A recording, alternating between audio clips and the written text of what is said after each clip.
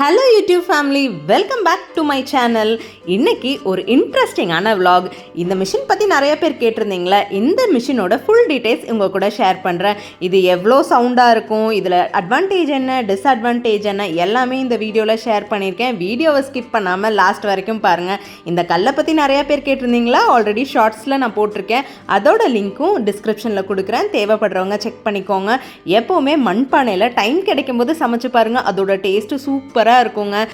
Working விமனாக இருந்தாலும் வீட்டில் இருக்கிறவங்களா இருந்தாலும் எல்லாத்துக்குமே வேலை இப்போ சமமாக தான் இருக்குது. இப்போ நிறைய பாத்திரங்கள்லேயே டிஃப்ரென்ஸ் இருக்குங்க. இப்போ மண் பாத்திரத்துக்கும் இரும்பு பாத்திரத்துக்கும் நிறைய வித்தியாசம் இருக்குது. எந்தெந்த பாத்திரத்தில் எந்தெந்த மாதிரி சமைச்சா கரெக்டாக இருக்குங்கிறதையும் இந்த வீடியோவில் ஷேர் பண்ணுறேன். சுகந்த் ஹோமில் சோள ரொட்டின்னு சொல்லப்படுற ஜுவாரி பாக்ரியும் பிட்லாவும் தான். இது மகாராஷ்டிராவில் ரொம்ப ஃபேமஸான ரெசிபிங்க. நீங்கள் வெயிட் லாஸில் இருக்கிறவங்களுக்கு கண்டிப்பாக இதை சப்போர்ட் பண்ணும். செய்யறது கூட ரொம்ப ரொம்ப ஈஸி தான். இந்த வீடியோவில் செய்யறதோட மெத்தடு, இதில் நம்ம எப்போவுமே ஒரு தப்பு பண்ணுவோம். இதே தப்பு நான் நிறையா தடவை பண்ணியிருக்கேன், அது கூட இந்த வீடியோவில் ஷேர் பண்ணியிருக்கேன். நான் இது என் ஹஸ்பண்ட் ஊரில் தான் வாங்கினேன். மகாராஷ்டிராவில் நிறைய வீடுகளில் இது காமனாகவே இருக்கும். ஏன்னா அங்கே வீடெல்லாம் கொஞ்சம் தள்ளி தள்ளி தான் இருக்கும். நம்ம ஊரில் சிட்டியில் இருக்கிறவங்களுக்கு எல்லாமே பக்கமாக இருக்கிறனால நம்ம கடைகளில் போய் அரைச்சிக்கலாம். ஆனால் அங்கே அப்படி கிடையாது. நம்ம கடையில் போய் அடிக்கடி எந்த பொருளுமே வாங்க முடியாது. அதனால தான் நான் எல்லாமே அங்கே இருந்து கற்றுக்கிட்டது. இப்போ லீவுக்கெல்லாம் நான் அடிக்கடி அங்கே போகிறனால எல்லாமே கற்றுக்குவேங்க. அங்கெல்லாம் மேக்ஸிமம் கம்பு ரொட்டி, பாஜரி ரொட்டி, சப்பாத்தி இந்த மாதிரி தான். அரிசி வகைகள் அங்கே கம்மியாக தான் சாப்பிடுவாங்க. இந்த மிஷின் நான் 12,000 to 13,000 தான் வாங்கினேன். இது டிரான்ஸ்போர்ட்டேஷன் தாங்க ரொம்ப ரொம்ப கஷ்டமாக இருக்கும். அவங்கள பிடிச்சி இவங்கள பிடிச்சி ஒரு டிரான்ஸ்போர்ட்டில் ஏற்றுறதே ரொம்ப கஷ்டமாக தான் இருக்குது. இதை விட இப்போ அட்வான்ஸ்டாக நிறைய மாடல்ஸ் நம்ம கோயம்புத்தூர்லேயே வந்திருக்கு. இப்பெல்லாம் இந்த ப்ராடக்ட் சேல் பண்ணுறவங்களே நமக்கு கொரியர் ஆப்ஷனும் கொடுக்குறாங்க. ரொம்ப சிம்பிள் அண்ட் ஈஸியாக அவங்க ஒர்க் முடிச்சு கொடுத்துறாங்க. நான் எடுத்துகிட்டு வரக்கு ரொம்ப சிரமப்பட்டேன். அதுவும் இல்லாமல் இது ரொம்ப ரொம்ப நாய்ஸியான மிஷினுங்க. என்னதான் இது காஸ்ட் நமக்கு கம்மியாக கிடைச்சாலும் பெர்ஃபார்மன்ஸ் வைஸ் சூப்பராக இருக்கும். அதுவும் இல்லாமல் மாவெல்லாம் எனக்கு நான் ஒர்க் பண்ணுறனால அடிக்கடி போய் கடையில் அரைச்சிட்டு இருக்க முடியாது. இது கம்பு, சோளம், ராகி, கோதுமை, அரிசி எல்லாமே அரைச்சி கொடுக்கும். தனித்தனியாக பிளேடும் இருக்குங்க. ரொம்ப ஈஸியாக இருக்குது. ஏன்னா நான் நைட்டு 9 மணிக்கு மாவு அரைக்கணும்னா கூட வீட்டில் அரைச்சிக்கலாம். இதில் க்ளீன் பண்ணுறது தான் கொஞ்சம் கஷ்டமாக இருக்கும். நம்ம நைஸாக வேணும்னா நைஸாக அரைச்சி கொடுத்துரும். கொஞ்சம் நரப்பாக வேணும்னா அதையும் அதை அரைச்சி கொடுத்துரும். பிளேடு 4 பிளேடு கொடுத்துருக்காங்க. வயர் எல்லாமே ஹெவியாக இருக்குது. நான் வாங்கி 6 வருஷத்துக்கு மேலே ஆச்சு. இது வரைக்கும் எந்த கம்ப்ளைண்ட்ஸும் வரலைங்க.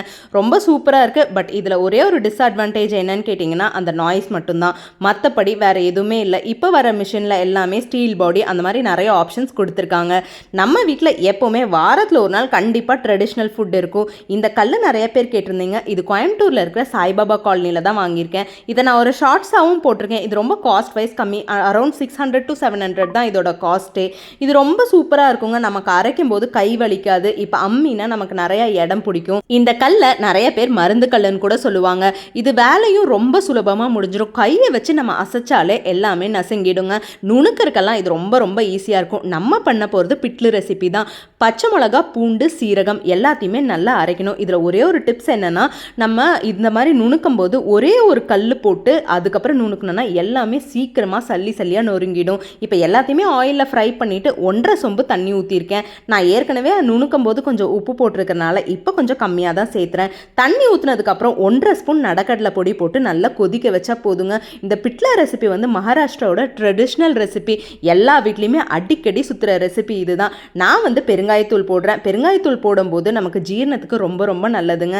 எங்கள் வீட்டில் எங்கள் மாமியார்லாம் கையை வச்சு அழகாக சுற்றுவாங்க. நமக்கு இந்த விஸ்கரில் தாங்க வரும். கட்டி இல்லாமல் கலக்கணும். இதில் ஒரே ஒரு ரிஸ்க் என்னென்னா, நிறைய பேர் தண்ணியில் கலந்து அப்படியே ஊற்றுவாங்க. அதை விட இந்த மாதிரி பண்ணால் டேஸ்ட்டு சூப்பராக இருக்கும். ஒரு விஸ்கை வச்சு சுற்றுனா கட்டி இல்லாமல் ஈஸியாக போயிடும். நமக்கு வேலையும் சுலபமாக முடிஞ்சிடும், டேஸ்ட்டும் சூப்பராக இருக்கும்.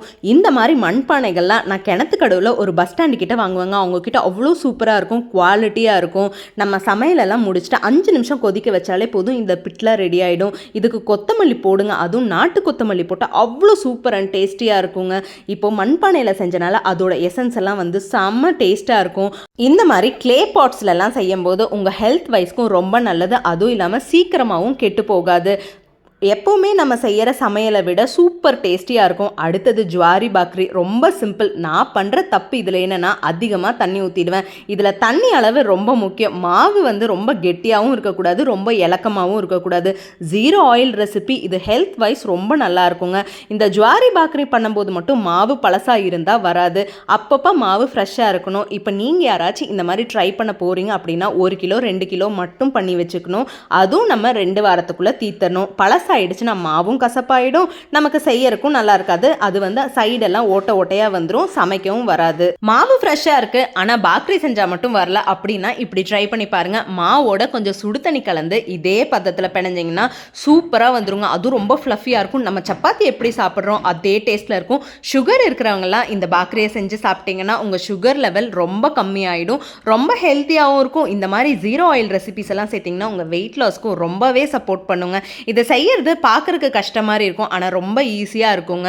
நம்ம அது கல்லில் எடுத்து போடும்போதே நமக்கு தெரிஞ்சிடும். நல்ல சூப்பராக சப்பாத்தி மாதிரி ஃப்ளஃபியாக சாஃப்டாக இருக்கும். பெருசாக தட்ட முடியல அப்படின்னா சின்னதாக தட்டிக்கலாம். ஒரே கையில் நம்ம அழுத்தம் கொடுக்காம ப்ரெஸ் பண்ணாலே போதுங்க. அதை நல்லா தட்டிட்டு கல்லில் எடுத்து போடணும். கல் மிதமான சூடில் இருக்கும். எள்ளு மேலே தூவி தண்ணியை தொட்டு அப்படியே லாஸ்ட் வரைக்கும் ரவுண்ட் பண்ணி விட்டாலே போதும். தண்ணி வந்து அந்த ரவுண்டுக்கு மேலே வரக்கூடாது. அடியில் வந்து பாக்ரி அப்படியே ஒட்டிக்கும். இப்படி பண்ணும்போது நமக்கு சூப்பர் சாஃப்டாக வரும், எங்கேயுமே ஒட்டாமல் வரும். நம்ம வெந்ததுக்கு அப்புறம் அந்த எள்ளோட ஃப்ளேவர் அவ்வளோ சூப்பர் டேஸ்டியாக இருக்கும். இப்போ அடிப்பகுதி வெந்ததுக்கு அப்புறம் நேக்கா அப்படியே திருப்பி போட்டணும். இதை ஃபஸ்ட்டு வந்து பார்த்தீங்கன்னா அடுப்பில் போட்டு சுட்டு எடுப்பாங்க.